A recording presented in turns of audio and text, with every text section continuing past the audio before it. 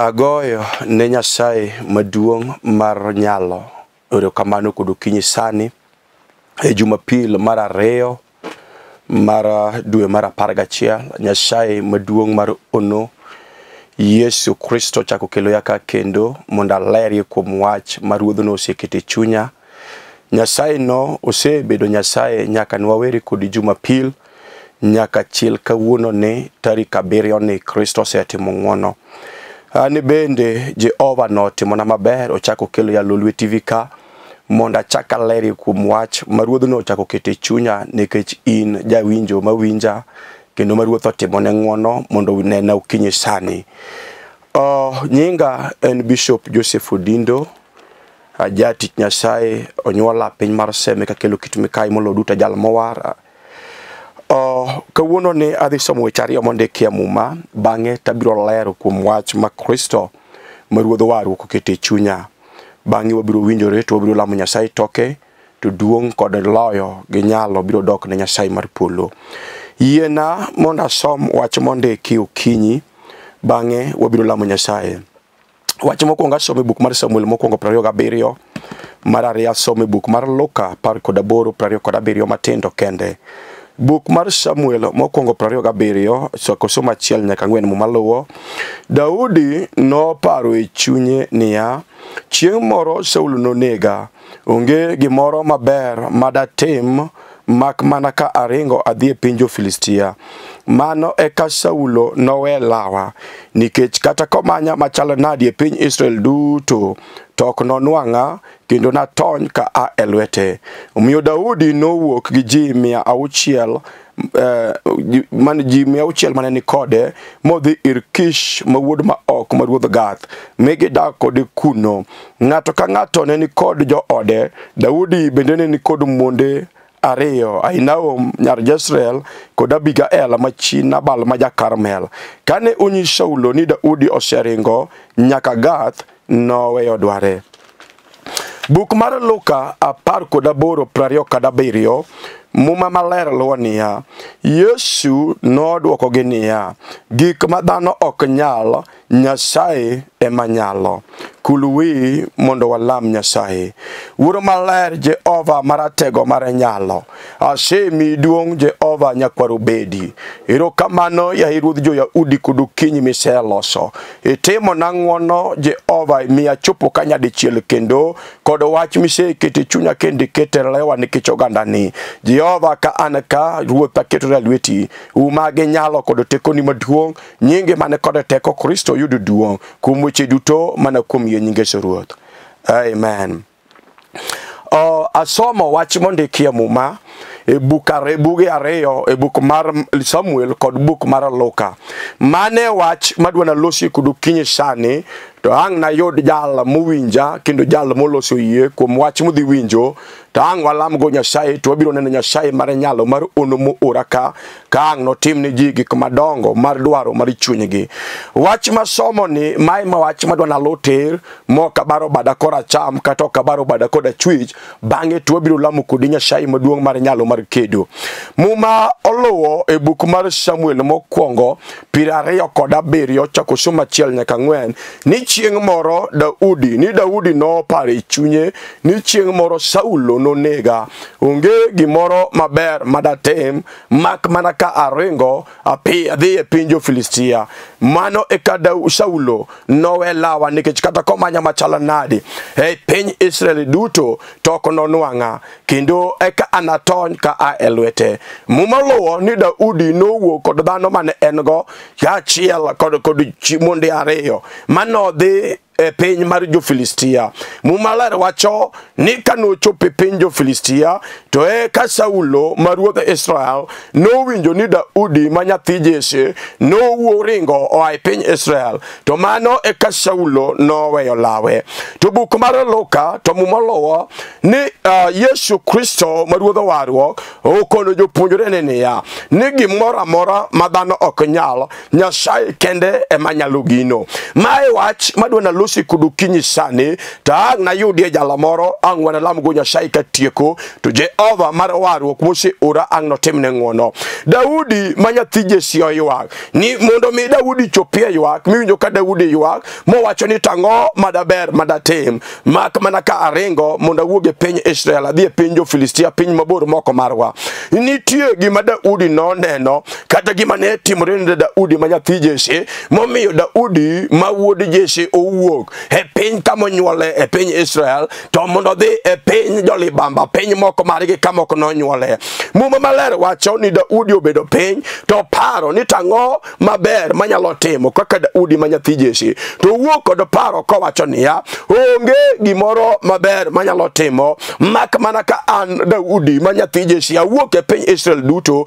mondo adhi e piny mabor piny jo-Filistia mondo mi adhi kuro nikech chuny tho kata chuny nek kata chuny dwar osedonjo kuom Saulo ma ruodh Israel ma wuod Kish ma ja Benjamin. Chunye osedonjo chuny tho kendo wachni odwaro mondo nega kata odwaro mondo tieke ngimana. Koro onge gima ber manyalo timo an nyathi Jesse mana ka wuok adhi mabor mondo mi kata komanya piny Israel duto to ok nonwang'a to eka chuny tho kata chuny lap molawa noweye to eka nowe dwara. Pako Yesu ma ja Galili. Okinyi sani adwa na los kodi nikech thuolo thin abiro ng'ado wachni machuok mondo mi wachope sa monego walami kodi Nyasaye. Daudi manyathi Jesse wuoyi makayo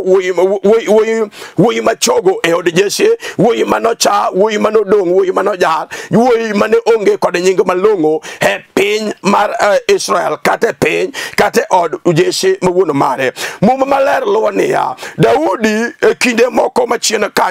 ne Saulo ne manye kisomo mumatiwa yudo ni Saulo no bayo Daudi kod tong mondo mi otieke ngimane kata kamano Nyasaye no rese e lwet tho ka tong no epo mochwo kor ot. Odiochieng' mar ariyo be Saulo ma ruodh Israel otimo kamano. To chieng' mar adek to Daudi obedo piny to wacho ni koro samo chopeni aneno ka tho osedonjo kuom Saulo kendo Saulo ma wuod Kish ni wuod Benjamin ni dwaro mondo nega. Ang'o maber manyalo timo kaka Daudi? To maler wacho ni Daudi oparo e chunye ni gima ber madatim onge mak mana kawuok e piny Israel tadhi e piny mabor mondo mi atony ka ae tho mosedonjo kuom Saulo ma ruodh Israel. Maler wacho ni Daudi nowuok mondo dhi mondo tony kata mondo res ngimane kuom tho mosedonjo kuom Saulo mondo mi okaw ngimane. To kama wacho ni nowuok modhi mabor e piny jo-Filistia kamoro miluongo ni Gath. To kano chopo kanyo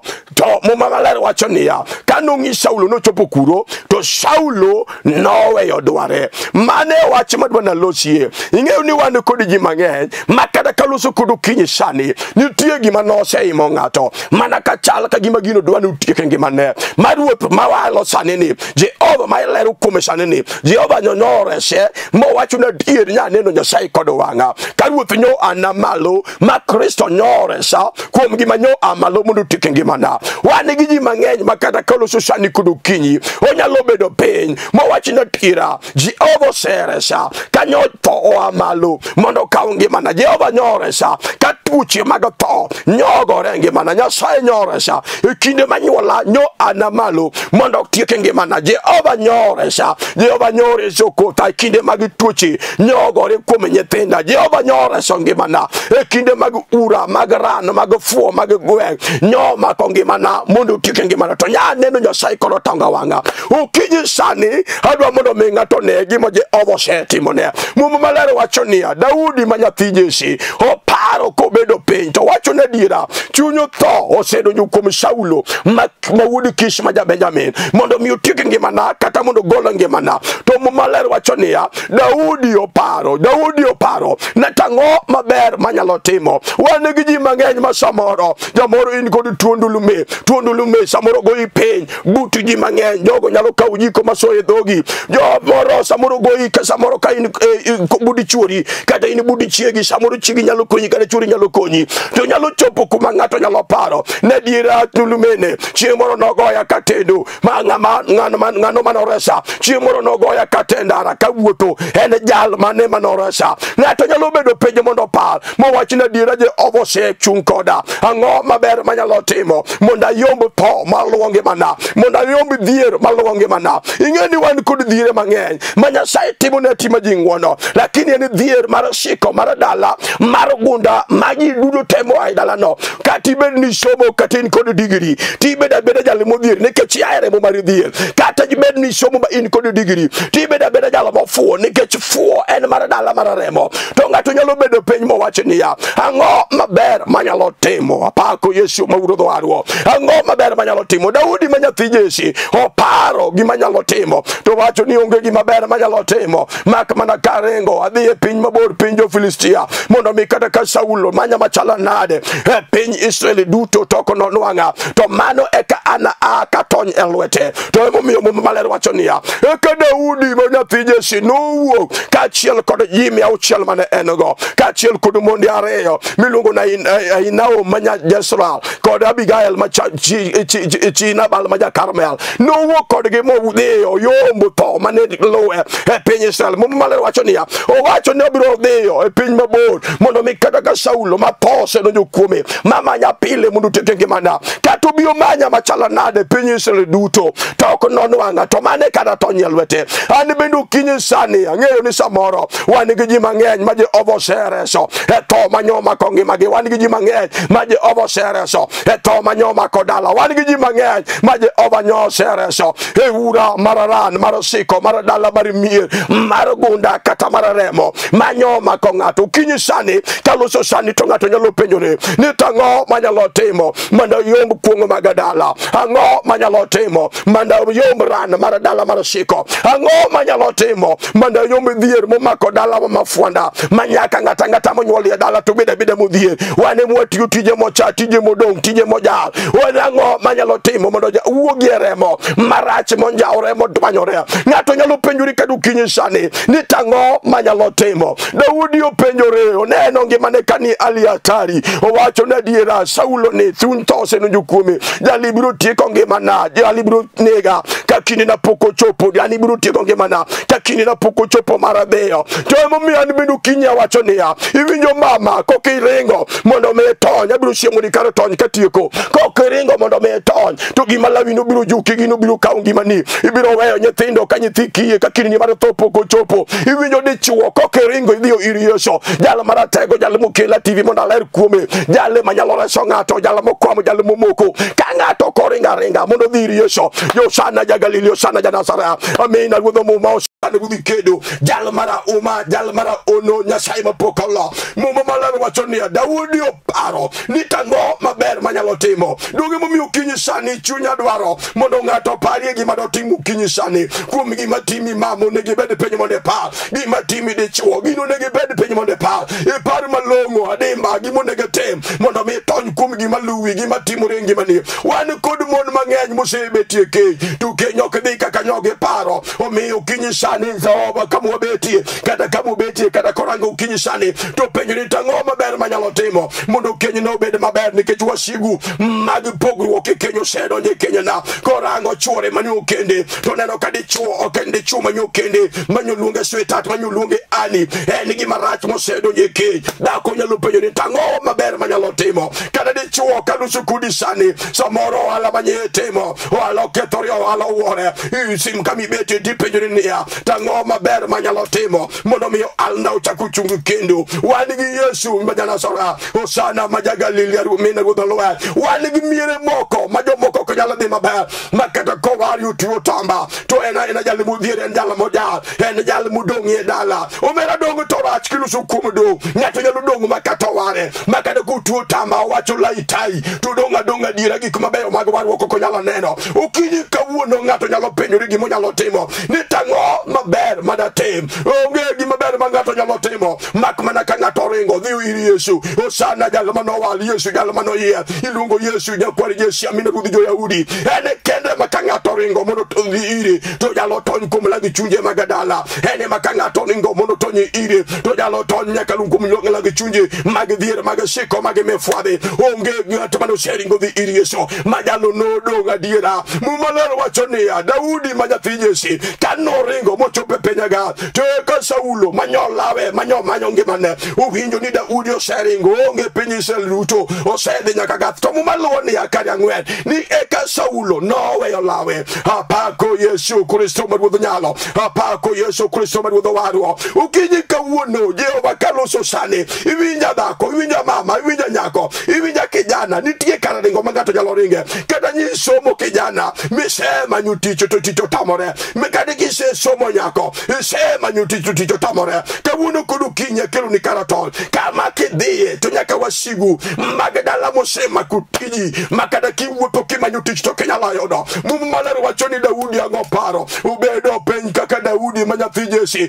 to paro kodi chunye niya ang'o maber madatim to duoko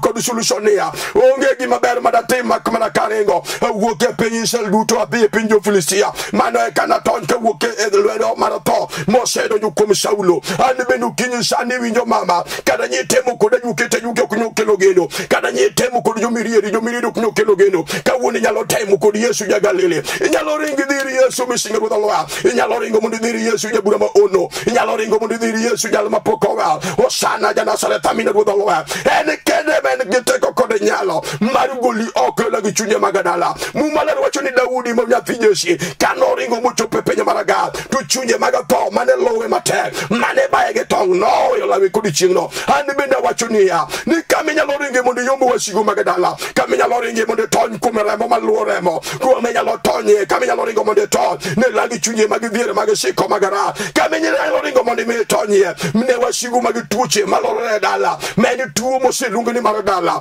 kama ng'ato nyalo ringe mondo mi otony en mana kuom Yesu Kristo jal manoyier osana jal mane jodongo 24 oyowale polo jal ma polo winjo jal ma piny oluoro osana ja-Galili amina Ruodh Aloya ene makoa malo ne dhako ene makoa malo ne dichuo to onge gimoko nyalora Muma wacho ni kuom Yesu ja-Galili amina Ruodh nyalo amina Ruodh warwo duto te nyalo ri kuom osana onge gima pok osetimora onge ng'at mane oseringo dhi ir Yesu modong' ka piny nyiero modong' ka piny jaro modong' ka piny ng'ulo osana ka ng'ato ringo dhi ire en jal makata keringo dhi ire sani dhako to nyaka dhier mag dala mag siko momaki mafuanda ma inie piny boma itiyo to giber mar ticho kinyala neno ka ng'ato ringo dhi ir Yesu kudu kinyi sani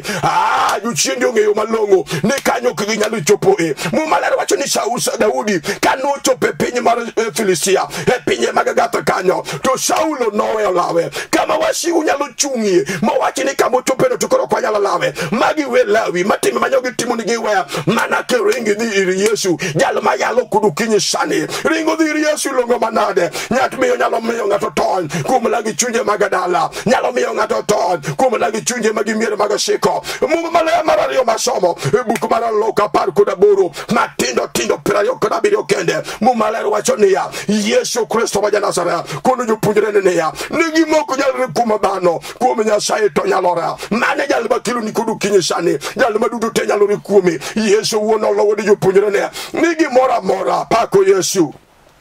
gimora mora mok nyalre kuom yawuote dhano gimora mora mok nyalre kuom fedha kod dhahabu gimora mora mok nyalre kuom ajuoga manyise dhi ire to onge duoko gimora mora mok nyalre kuom jolemo manyose lemo ni to chamo pesa ni nono gimok nyalre kuom rieko mag piny manyisomo michopo nyaka university to gino tami atama utami kod rieko mar somo gimok nyalre kod geche madongo manie dala matiende gidongo makaringo to jebo omera gimok nyalre kuom fedha kod dhahabu mopongo bengi kuom Yesu Kristo ma ja-Galili kuom Yesu Kristo ma Ruodh warwo duto te nyalo ri kuom ukinyi omomiya bire TV kamondo wachni ne kar ringo en mana kuom Yesu kende jal ma duto te nyalo ri kuome ngare ringo kar tonyo mama en mana kuom Yesu Ruodh warwo kanye ma ng'ato nyalo ringe kata ukinyi sani mondo tony kuom lagi chunye maluwo dala kata maluwo dala maluwo mier kata maluwo remo ing'eni wan gi jochiende maluwo alowa en omola mola en odhi kamodhuno oa kuom kwaro to donjo kuom kuom wuoro, oda kuom wuoro, to donjo kuom nyathi, oa kuom nyathi, to donjo kuom nyakwaro. En odhi adhiya nikech en jachien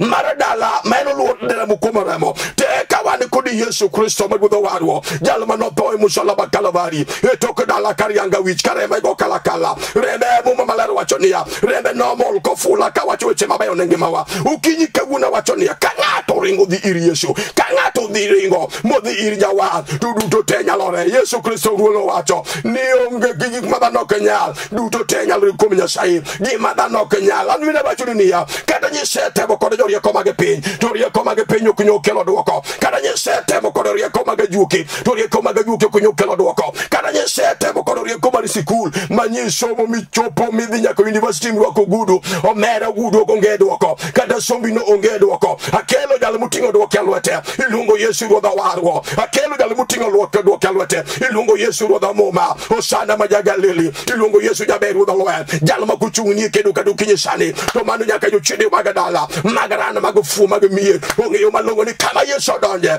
to jochiende ringo kang moro ka moro, manyo karatony. Mane jal ma kelo TV ka ukinyi, bendi winjo kwa nyalo lamo kudi Nyasaye, kuom gima timore ni mise manyo to koseyudora, mise manyo kada mise lame Nyasaye, mayuoke mawakoro se chami pesa ni mutieko, makada nyaka jolemo nyo chami pesa ni mutieko. Ani kodi Yesu matimo kuom nono, ani kodi Yesu moko chol, onge gimi nyalo chulo Yesu mama, gimi di chulo Yesu okinyal, ino kinyal chulo rebo manuchwere musalaba. Omiyo ani gi Yesu matimo ne ng'ato nono, ka ng'ato loso yie, ka ng'ato loso winjo, to jalo ma yalo TV kasani, awacho ni koda diera, sadano gik motimo, di mang'enyo sego na sime, ka wacho ni winjo biso, nyarwa kuye chidi manye yalo, kanyi loso koda to nyarwa kuye, nyaneno kakaristo no nyotimo na, ani binu kinyi sane chaka wacho ni ya, angna yude ngati muloso yie, magik matimore ngima ni udhiere, osetemo giriekone, osetemo kodu nyushi magusomo tamore, osetemo kodu peso tamore, iwinya katin jale matuo mosebe wuotho osiptende mabeyo mag Kenya nyi wuothi, duoko nyoko yudora, nidhi nyaka oko mar Kenya, duoko nyoko yudora. Anigi Yesu Jagalili, iluongo Yesu jalo ma wang'e dongo, japuonj jalo ma wang'u timo thole, iluongo Yesu ma wuoda Maria, jalo maratego, jalo mara uma, jalo ma pok olwil, jalo ma pok olo, iluongo Yesu jalo ma timo te, kata ukinyi sane, jochiende mani kuri ong'e Yesu, jochiende masando ngimani ong'e Yesu, jochiende masando odi, jochiende go ong'e Yesu kende. Ene jalo ma kelo TV sani, ene jalo ma kelo sani, e Jumapil mar ariyo mar dweni mar 11 ni winjo mama, onegi radi kudi Yesu onegi reng mata, ki mo wasigu magadala, kara tonye ni kari Yesu kende, kiro mono me tonye ni wasigu, umaira nyakiringu kidiri Yesu, kiro mono tonye ni juchine magadala, malore mu kumaremo, umaira nyakiringu kidiri Yesu, kadwa mono ton, kumudhir, marashiko, magaran, magafuo, marimir, momaki mafuanda, makata kiti utiji, tutijo kinyali kilo ni dwoko, wani kodi Yesu meshinga, Osana ruodh Galili, amina janasara, ene kende boromo kadu kinyisani, ene kakiwinjo, unega lamu kudi Nyasaye maranyalo, Osana majagalili, Osana ruodhola, ene moromo kudu kinyisani, gimose tamuna Yesu na poka neno, gino poka winjo, gino poko pimna, umiyo kadu kinyisani en kuda diena, nigi konde kie muma, nigi mose tamo dano, kata gima dano kenyal, muma machelo wachoniya, gima ye wute dano kenyal, Nyasaye kende manyalo, umiyo kinyi kawuno sani, kata dano nyose temo tamore, nyaka da kititi nyo temo tamore, iwinjo kata ini jatuo, kata ini osebe tala kanyo, ise temo machal kagimi wito geno, wani kodi Yesu jaduke geno, ilungo Yesu rodolwa, jala marka jimudo neno, toringo weyo ne wangayo, ilungo Yesu Jagalili, amina jakwari Jesi, amina ruodho muma, ene moromo kudu kinyisani, onyalo mako ng'ato moleo, onyalo mako ng'ato mokwamo, onyalo mako ng'ato, jalo ma jinyiero, jalo modo, jalo ma piny nyong'ulo, jalo ma dala nyong'ulo, Yesu ratego ruodho lwa, Yesu dwari ukinyi, inyalo ringo dhiri Yesu, mondi tony kum Yesu Kristo, enie karo tonyo kende, omera joga midhi ire no, kanyo ok bikelo ni dwoko, iwinjo mama, kati wuotho kuom jomirieri onge dwoko, gima timore ne ngimani, gima timore odi, jalo mane kod dwoko kuom wachono, en mana jalo mayalo, TV ukinyi sani, ka ng'ato rwako ne yie, apako Yesu amiyo Jehova na duo, ka ng'ato rwako yie kudu ukinyi sani, Jehova biro timo ne ng'wono, iluonge Yesu jaber ruodho lwa, jalo mano chiwo ngimane mondo sandi, mondo chwadi, mondo gure, kechiri chomara dhano, omeri winja kul kinyi sani, jalo mano thono nigi teko, jalo mano chiro ne kode nyalo, iwinjo kadu kinyi ukinyi sani kangi rwako yie mondi ringi dhiri Yesu jal mane kode dwoko mar gima timi jal mane kode dwoko gima timore odi jal mane kode dwoko gima timore ngimani kata ini nye tuo kinyali wuoto Jehova nitie Nyasaye maratego iwinjo kade setemo kode juoke jajuoke usechamo pesa ni orumo wan kod Yesu mutingo dwoke alwote na wacho Jumapil mokalo nigi mora mora batimore ne ng'ato nitie kod wach manyalo miyo gino weyi omomiyo ukinyi sani wacho niya wach Nyasaye en wach mangima en wach matiyo koseteme nyaka kuda juoke ajuoko ng'eyo ni wach Nyasaye tiyo moingo teko mar juoke oseteme gi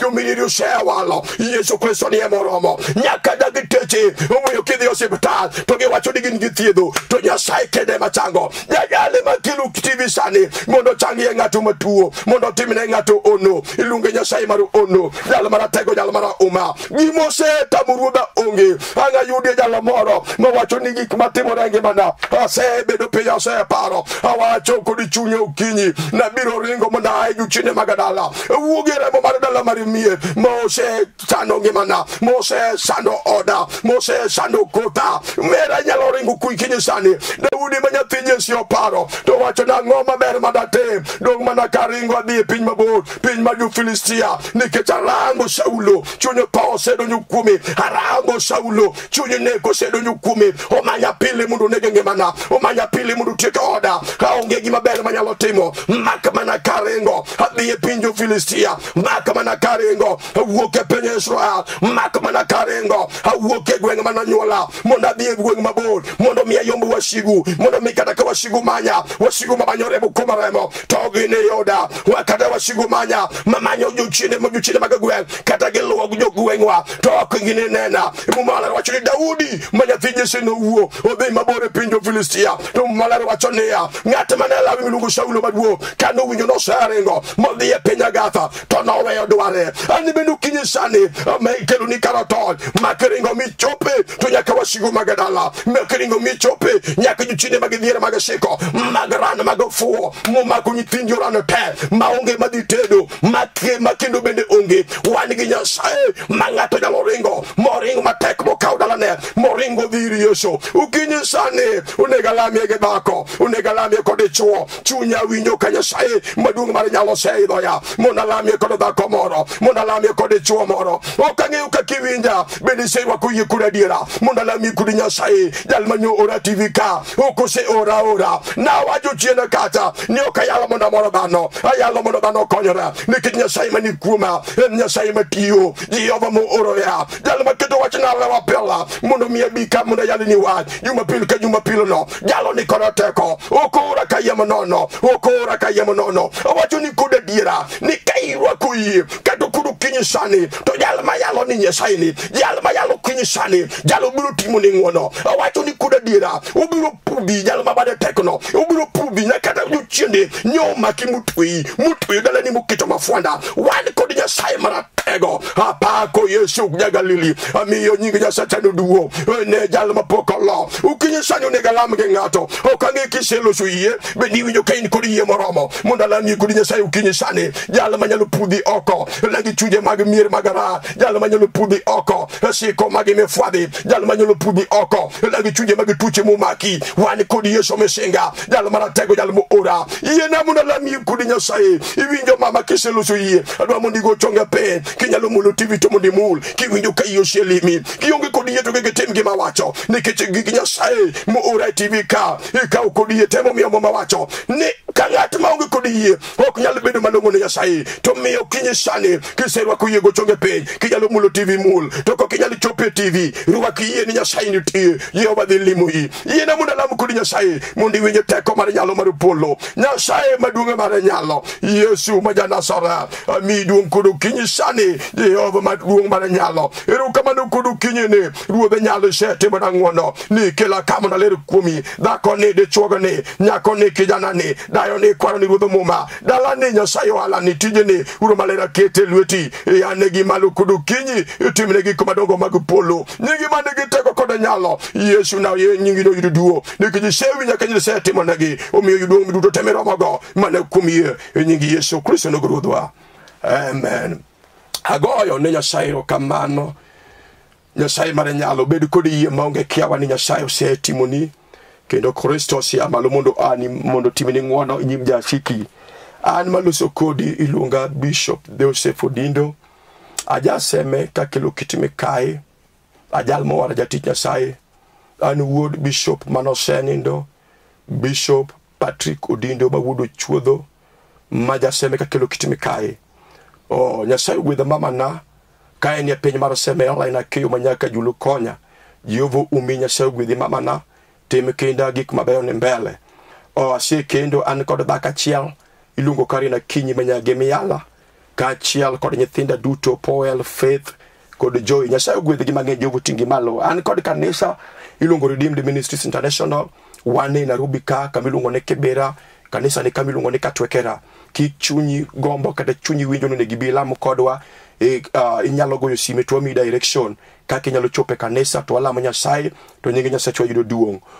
Nyasaye mondo gwedhu Jehova tingu malo otiyo kod dum machielo ilungo mana Ministries International oduma ni en oduma makonyo mondo liete to konyo thikie e yore duto Nyasaye osetiyo kodgi weche mang'eny kidwa yudogi e YouTube imanyo Missions of Mana te yudogi kanyo kidwa dhi e Facebook te manyo Mana Ministries International mano Facebook te kidwaro manyo email imanyo manaoffice@yahoo.com tindiko nigi barua pepe namba gi mar simo en 0718 930 182 Nyasaye mondo gwedhu ka in kod wach tigoyo namba sime maringo piny kane to